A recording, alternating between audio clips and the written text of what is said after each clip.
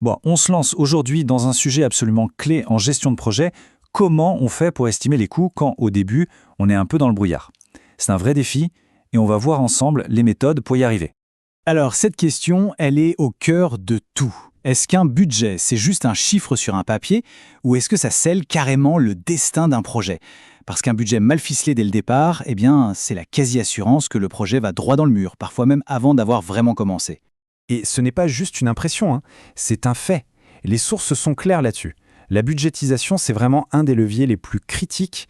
En fait, une mauvaise estimation des coûts, c'est l'une des premières causes d'échec des projets. C'est dire si c'est important. Voilà, c'est ça le point de départ essentiel à comprendre. Estimer des coûts, ce n'est pas un exercice qu'on fait une seule fois. Non, c'est tout un processus. On part d'une idée assez vague et puis petit à petit, on affine. On devient de plus en plus précis à mesure que le projet avance. Ce tableau il illustre ça parfaitement. Regardez, au tout début, pendant les études initiales, on parle d'un budget ordre de grandeur. Là, la précision, elle est de 40 à 50%. C'est énorme, c'est vraiment l'estimation à la louche. Et puis, plus on avance, faisabilité, conception, plus le projet se dessine et plus l'estimation devient fiable. On passe à 25%, puis 15%, pour finir avec un budget quasi contractuel avec une marge d'erreur de seulement 5 à 10%. Et voilà, ce visuel résume parfaitement ce voyage. D'un côté, le budget d'ordre de grandeur, on peut être 25% en dessous ou 75% au-dessus. C'est une fourchette gigantesque. De l'autre, le budget définitif, beaucoup plus resserré, moins 5% à plus 10%. On voit bien ce parcours, ce passage du flou à une vision nette. C'est ça la clé d'une bonne estimation. Ok, mais concrètement, comment on fait au tout début, quand on n'a presque rien? Eh bien, il y a une première méthode, assez intuitive d'ailleurs, qu'on appelle la méthode par similitude. L'idée est simple, mais redoutablement efficace. On prend un projet qui existe déjà, qui ressemble au nôtre et dont on connaît le coût. Et on s'en sert de base pour estimer le coût du nouveau projet, même si la taille ou la capacité est différente.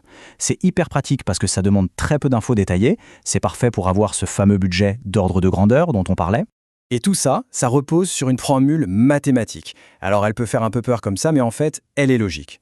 On prend le coût de référence, on le multiplie par le rapport des capacités, et tout le secret est dans ce petit f en exposant. Ce f, c'est le facteur d'échelle. Il représente les économies d'échelle. Pour faire simple, construire une usine 2 fois plus grande ne va pas coûter 2 fois plus cher. Et c'est ce petit f qui va justement traduire ça.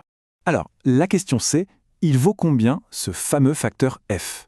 Eh bien, quand on n'a pas de données plus précises sous la main, il y a une sorte de règle d'or. Une astuce connue dans le milieu, on prend une valeur de 0,6. C'est ce qu'on appelle la loi des 6 dixièmes. C'est une super base de départ. Bon, la méthode par similitude, c'est génial, mais ça a ses limites.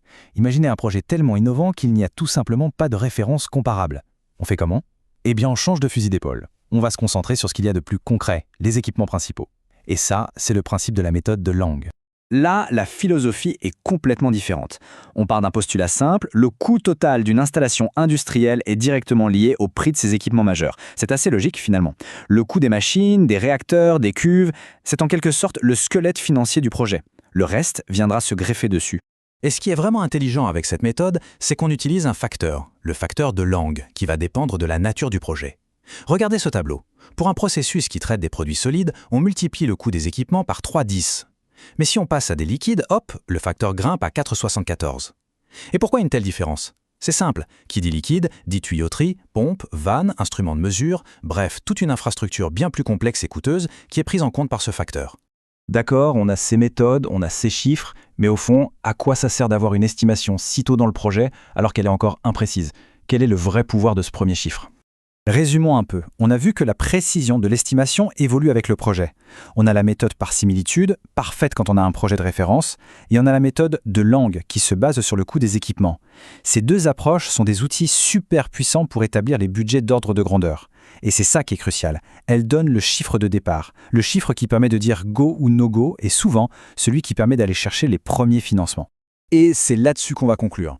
Une estimation précoce, ce n'est pas une boule de cristal, ce n'est pas une prédiction exacte. Non, c'est bien plus que ça. C'est un outil stratégique. C'est ce premier chiffre qui va permettre de guider les décisions, d'orienter le projet. En fait, il ne s'agit pas juste de deviner un coût, mais bien de commencer à dessiner l'avenir du projet.